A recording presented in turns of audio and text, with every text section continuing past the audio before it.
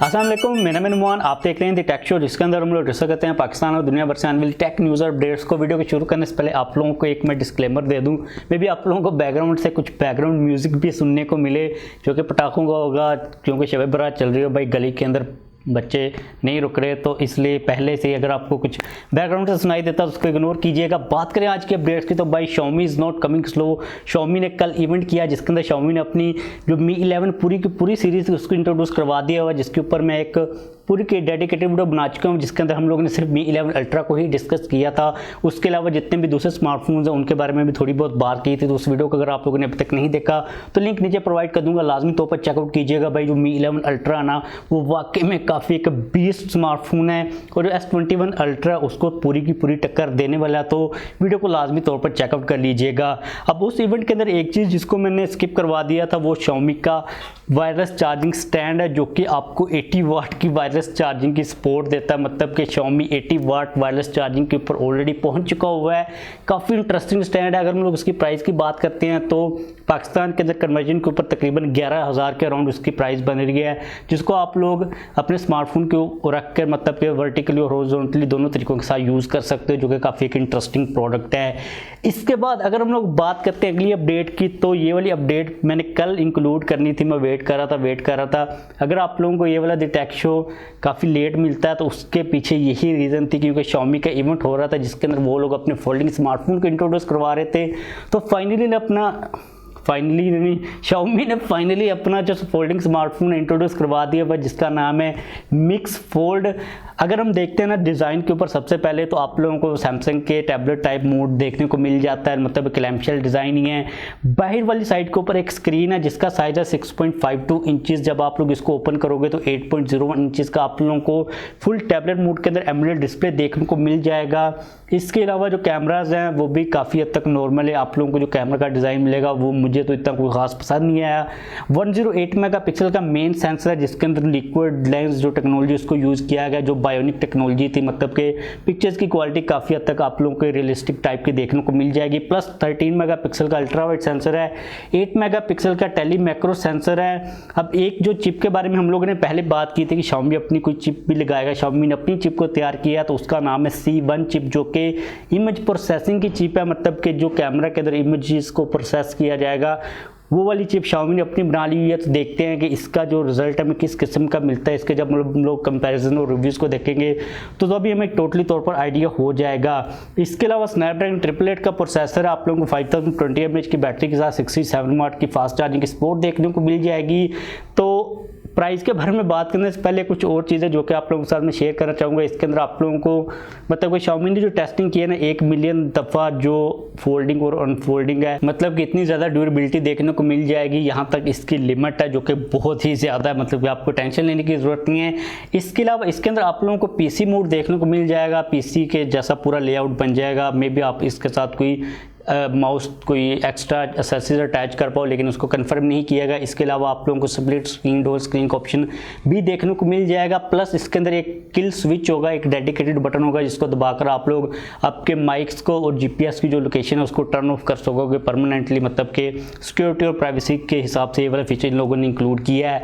तो फाइनली अगर हम बात करते हैं प्राइस की, क्योंकि जो प्राइस है वो सबसे ज़्यादा इंपॉर्टेंट है, तो Xiaomi ने इसकी प्राइस रखी है 9,999 युआन, जिसको जब हम लोग पाकिस्तान के अंदर कन्वर्ट करते हैं तो वो कितने बनते हैं, 2,32,000 रुपये, जो कि मुझे लगता है कि ज़्यादा प्राइस है। Xiaomi के अकॉर्डिंगली ज़्यादा प्राइस है। ओवरऑल देखें तो इतनी कोई ख़ास प्राइस नहीं है, क्योंकि पाकिस्तान के अंदर अगर ये आता है तो इसकी प्राइस इससे ज़्यादा ही होगी, जो कि कंसिडरिंग द फैक्ट कि Xiaomi से हमें जितनी उम्मीदें थी ना उसके कंपैरेटिवली ज़्यादा प्राइस है। लेकिन हम लोगों को टेंशन लेने की ज़रूरत नहीं है, पाकिस्तान के अंदर मुझे नहीं लगता है कि किसी ने लेना है। और ओवरऑल जो इसका इम्पैक्ट होगा ना ग्लोबल मार्केट के ऊपर, वो काफ़ी ज़्यादा होगा, क्योंकि जो कंपटीशन है वो बढ़ेगा और नेक्स्ट जनरेशन जो आएंगी वो डेफिनेटली सस्ती ही होंगी। ये फर्स्ट जनरेशन का फ़ोन है Xiaomi का, ये देखते हैं किस तरह परफॉर्म करता है रियल लाइफ के अंदर। इसके अंदर कोई ड्यूरेबिलिटी को लेके इश्यूज़ आते हैं या फिर नहीं आते, क्योंकि अब अगर आप लोग देखते हो ना सैमसंग के फर्स्ट जनरेशन के फ़ोन के ऊपर, तो भाई उसने काफ़ी ज़्यादा फेलियर्स को देखा है, Xiaomi क्या फेस करता है चीज़ों को रियल लाइफ के अंदर, क्योंकि जो लैब की टेस्टिंग होती है वो इतनी ज़्यादा इफेक्टिव नहीं होती, वो पूरी प्रॉपर कंट्रोल्ड एनवायरनमेंट के अंदर होती है। लेकिन हमारी जो नॉर्मल डेली लाइफ की रूटीन होती है वो देखनी पड़ेगी कि उसके अंदर ये जो मिक्स फोल्ड है ये किस तरह परफॉर्म करता है। तो मूव करते हैं हम लोग नेक्स्ट अपडेट के ऊपर, जो कि आ रही है ग्लोबल चिप्स की शॉर्टेज को लेके। तो अभी ये चीज़ रिपोर्ट की जा रही है कि भाई कारों के बाद स्मार्टफोन्स के बाद अब हमारे जो फ्रिज, एसी, रेफ्रिजरेटर तो फ्रिज को ही कहते हैं, मतलब कि जो माइक्रोवेव है, एसी शेसी जो भी है, इनके ऊपर भी असर पड़ने वाला है, क्योंकि जो शॉर्टेज है वो इनके ऊपर भी पहुंच चुकी हुई है। और इसी से जुड़ी हुई एक और अपडेट आ रही है कि जापान के अंदर एक चिप्स की फैक्ट्री थी, उसके अंदर आग लगी, उन लोगों की बेचारों की 17 जो मशीनें थी वो जल गई। ये वाली जो फैक्ट्री थी ये मोस्टली जो कारों के रिलेटेड चिप्स थी उनको बनाती थी। उसके अलावा वो जो हमारा एक शिप फंसा हुआ था सुइज कैनाल के अंदर वो निकल चुका हुआ है। तो अगर आपको कोई पार्सल आ रहा था तो वो वहाँ से चल पड़ा होगा। ट्रैकिंग अगर आप लोगों ने ऑन की हुई है तो भाई चिप्स की पूरी इंडस्ट्री को लेके चीज़ें काफ़ी ज़्यादा ऑफ चल रही हैं। इसके बाद अगली अपडेट आ रही है सैमसंग गैलेक्सी S21 FE, मतलब कि फ़ैन एडिशन के रिलेटेड। तो उसके बारे में कहा जा रहा है कि फ्रंट के ऊपर में 32 मेगापिक्सल का सेल्फी कैमरा देखने को मिल जाएगा। और इंटरेस्टिंगली जो सेंसर होगा वो सेम वही सेंसर होगा जो कि A52 के अंदर और A72 के अंदर सैमसंग ने यूज़ किया है, जो कि मुझे लगता है कि इतना कोई ज़्यादा भी अच्छा नहीं है कि आप लोग उसको इस लेवल के ऊपर ले जाओ, मतलब कि S21 फ़ैन एडिशन के अंदर यूज़ करो। में भी सैमसंग जो है ना उसके अंदर थोड़ी सी प्रोसेसिंग को एडवांस कर दे, लेकिन ये चीज़ रिपोर्ट की जा रही है कि उसके अंदर आप लोगों को यही सेंसर प्रोवाइड किया जाएगा। इसके बाद अगली अपडेट आ रही है काफ़ी इंटरेस्टिंग Mi 11 Lite को लेके। और Mi 11 Lite इन पाकिस्तान तो कंफर्म हो चुकी है कि 31 मार्च को उसको पाकिस्तान के अंदर इंट्रोड्यूस करवा दिया जाएगा। और अब्दुल मतून भाई ने तो उसकी जो अनबॉक्सिंग वीडियो वो भी पोस्ट कर दी हुई है।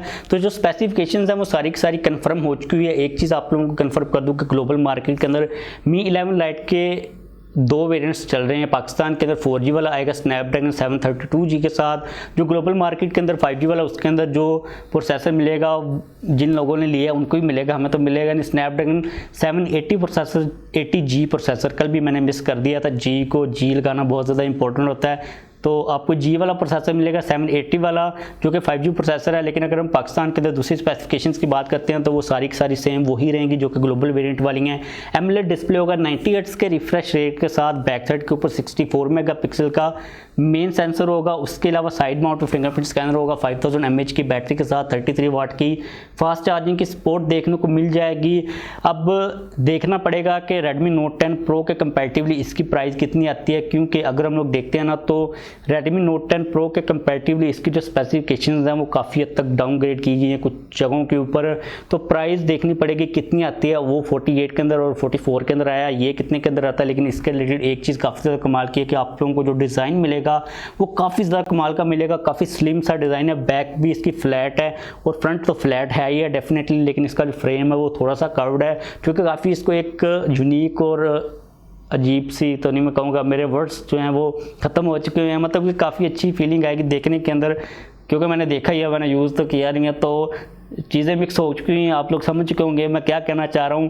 तो लेट्स सी कि 31 मार्च को क्या होता है। इसके बाद अगली अपडेट आ रही है सैमसंग गैलेक्सी M42 5G के रिलेटेड। पाकिस्तान के अंदर तो 4G वाला वेरिएंट ही आएगा। हम लोग इसको इसलिए डिस्कस करें क्योंकि चिपसेट को छोड़कर दूसरी जो स्पेसिफिकेशन होंगी वो तो डेफिनेटली सेम ही होंगी। तो इसका जो सपोर्ट पेज अभी रिसेंटली इंडिया के अंदर लाइव हुआ है, उसके अलावा कुछ जो रूमर्स हैं जो स्पेसिफिकेशन सजेस्ट करें उनके अंदर 64 मेगापिक्सल का बैक साइड के ऊपर मेन सेंसर होगा, 6000 mAh की बैटरी होगी, प्लस एमोलेड डिस्प्ले होगा Infinity U नॉच के साथ।